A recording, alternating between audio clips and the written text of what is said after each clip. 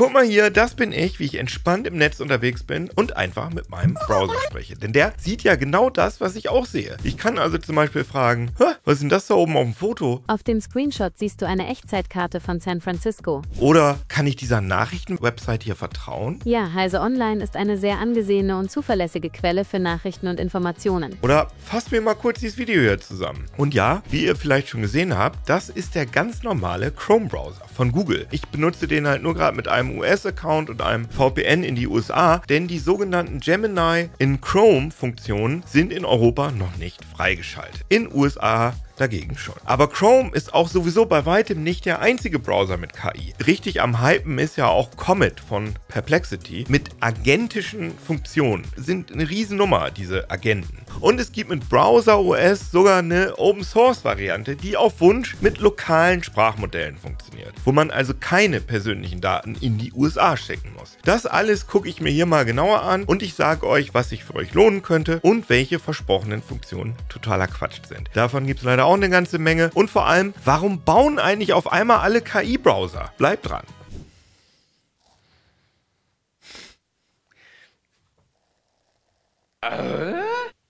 Liebe Hackerinnen, liebe Internetsurfer, herzlich willkommen hier bei... Ja, ich habe es gerade schon erwähnt, manchmal ist ein VPN super sinnvoll, zum Beispiel, wenn man die KI-Funktion von Chrome nutzen will, man aber in Europa wohnt. Und da kommt NordVPN ins Spiel, die sponsern dieses Video. NordVPN hat über 8000 Server in 126 Ländern und in jedes davon könnt ihr euch einfach reintunneln. Dann denkt der Server, ihr seid vor Ort, zum Beispiel in den USA. Ja, und NordVPN ist auch sicher, ja sogar quantensicher, sagt NordVPN, also gegen Angriffe von künftigen Quantencomputern geschützt. Und es werden keinerlei Logdateien gespeichert. Das wurde jetzt zum 5. Mal in einem unabhängigen Audit bestätigt, diesmal von Deloitte. Außerdem gibt es sinnvolle Sicherheitsfeatures, zum Beispiel eine Fake-Shop-Erkennung im Rahmen des Bedrohungsschutz Pro. Probiert das doch mal aus mit unserem Code CT3003 auf nordvpn.com/CT3003 kommt ihr 4 Monate aufs 2-Jahres-Abo oben drauf. Und natürlich alles risikofrei mit 30 Tagen Geld-Zurück-Garantie. Link ist in der Beschreibung. Werbung Ende. Ja, was ist denn hier auf einmal los? Alle Browser haben auf einmal KI-Funktionen. Gibt es da irgendwo so einen KI-Hype oder so? Gar nichts von mitbekommen.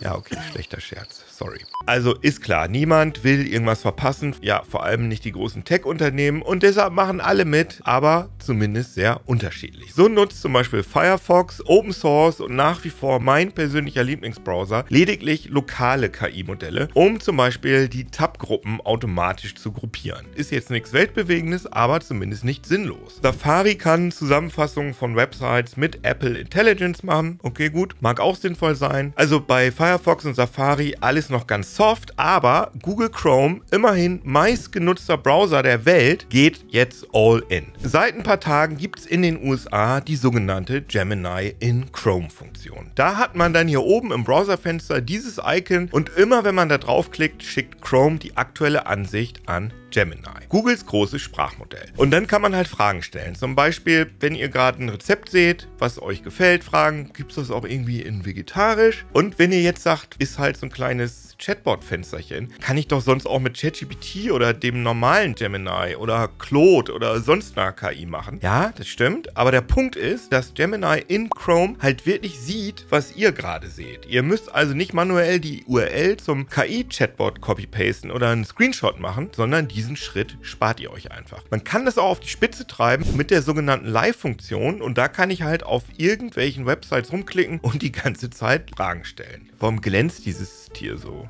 Das ist ein Nilpferdbaby und es glänzt, weil es gerade aus dem Wasser kommt. Und was ist das? Das ist ein ganz besonderes Tier, ein Igel. Gibt es etwas Bestimmtes, das du über Igel wissen möchtest?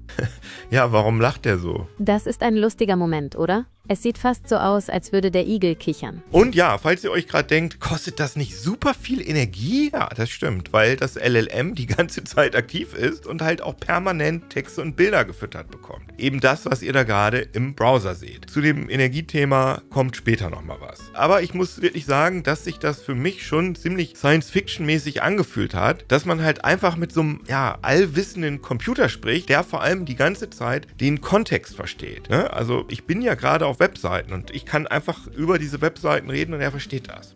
Was ist das denn hier für ein lustiges Tier? Das ist ein Goldstumpfnase. Sie leben in China und sind bekannt für ihre lustigen Gesichtsausdrücke. So mit dem Computer reden, das geht natürlich auch mit anderen Voice-Chats. Zum Beispiel ChatGPTs Advanced Voice, der so ganz unangenehm Menschsein simuliert und immer so ein bisschen auf Kumpel macht. Der kann ja auch sehen, aber nur das Kamerabild. Oder kann der auch Screensharing? Fragen wir ihn mal selbst. Du sag mal, ChatGPT, kann ich eigentlich meinen Bildschirm permanent mit dir teilen? Also, dass du die ganze Zeit das siehst, was ich auch sehe? Also, im Moment geht das leider nicht. Ich kann nur ab und zu mal einen Screenshot oder ein Bild bekommen, wenn du mir das schickst, aber ich kann nicht dauerhaft deinen Bildschirm sehen.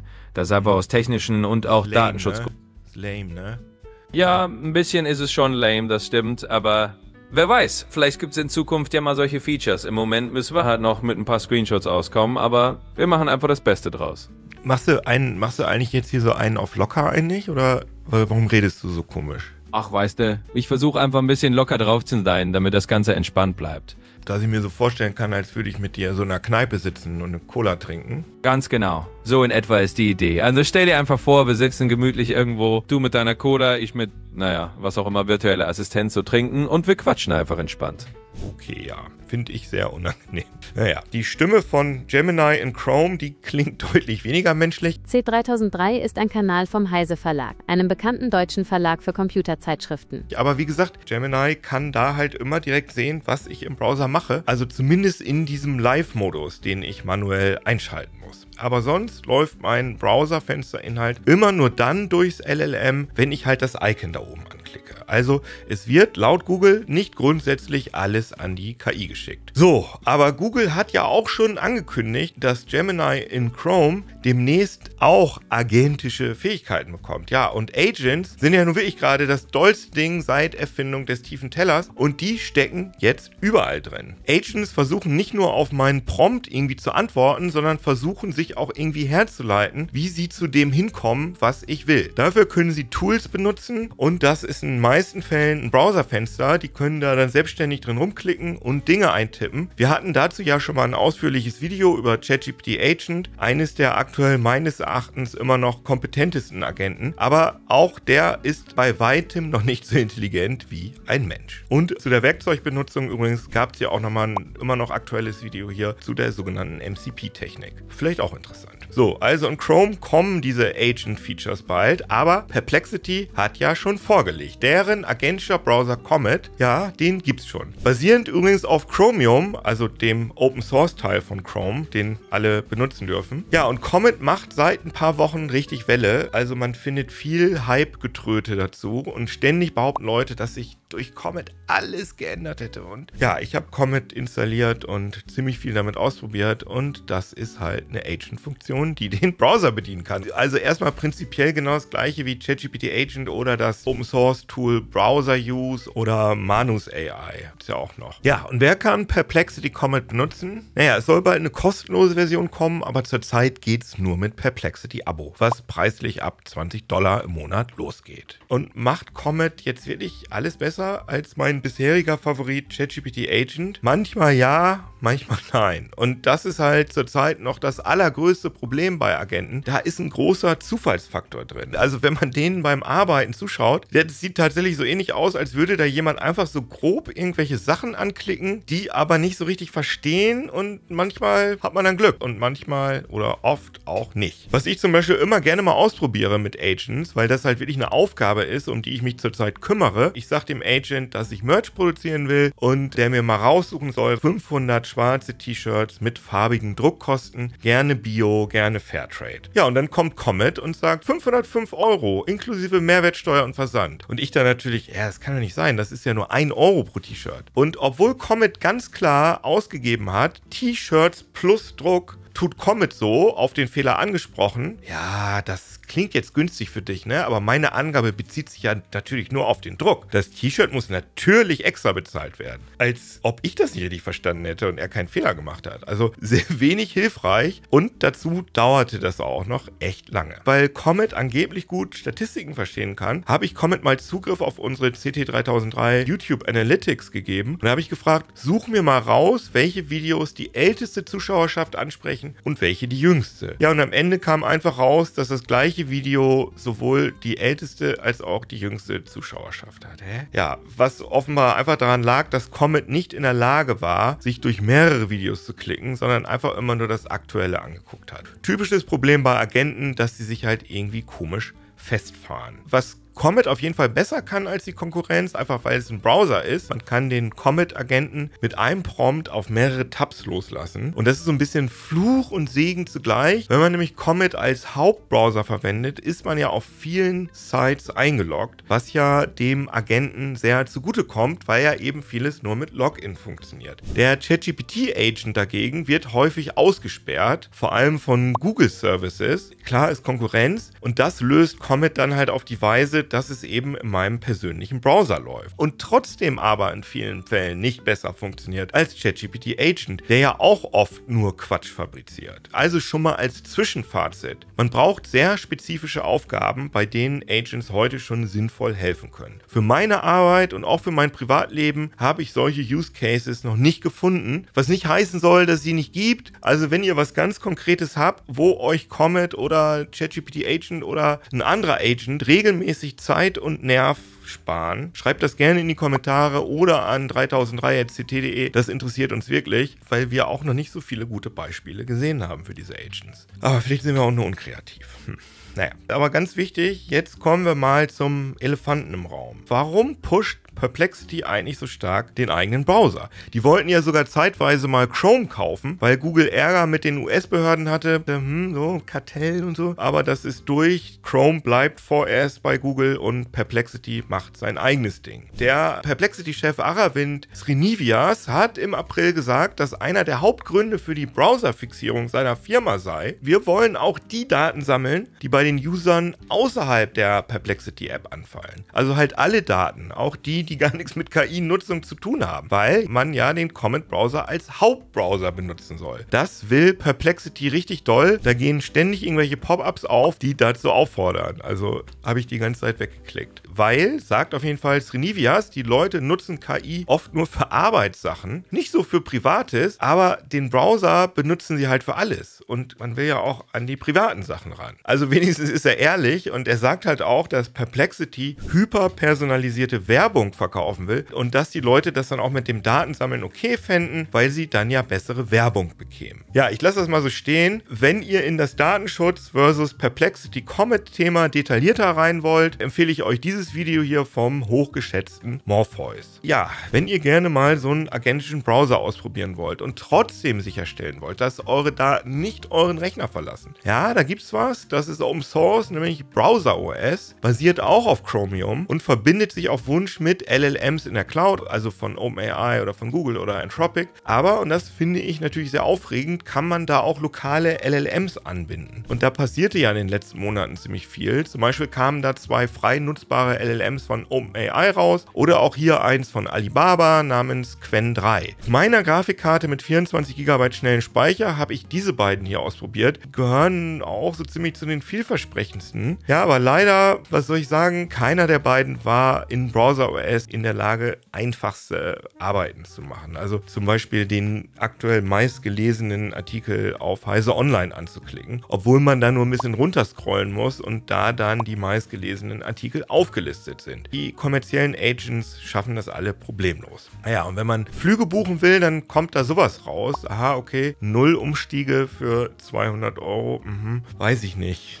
Ist, glaube ich, nicht richtig. Ja, das war übrigens das 12 GB große GPT OSS 20b. Etwas besser hat bei meinen Tests das 18 GB große Qwen 3 30b Modell in Browser OS abgeschnitten. Aber bei diesem Test hier, wo ich Browser OS mit Qwen 3, ChatGPT Agent, Perplexity Comet und Manus gleichzeitig gepromptet habe, und zwar mit der Anfrage, mir einen Flug von Hannover nach Tokio zu suchen, möglichst günstig, unter 19 Stunden. Ja, da ist Browser OS auch in einer halben Stunde nicht darüber hinausgekommen, Hannover ins Feld hier einzugeben. Ja, und Manus ist auch hängen geblieben. Comet und ChatGPT Agent haben es hinbekommen, aber mit deutlichen Unterschieden. Der ChatGPT Agent Flug war heftige 400 € günstiger als der von Comet. Also da ist generell noch viel Potenzial nach oben. Ganz klar ist aber auch, dass der Kampf um eure Daten gerade erst angefangen hat. Ja, das muss euch leider klar sein, dass eure Daten, um euch möglichst passgenaue Werbung anzuzeigen, ein großer Motivator für den ganzen KI-Hype ist. Und natürlich nicht nur bei Perplexity, sondern auch bei anderen Unternehmen. Wenn ihr KI verwenden wollt, würde ich euch natürlich am liebsten empfehlen, lokale Sprachmodelle zu nehmen. Aber ja,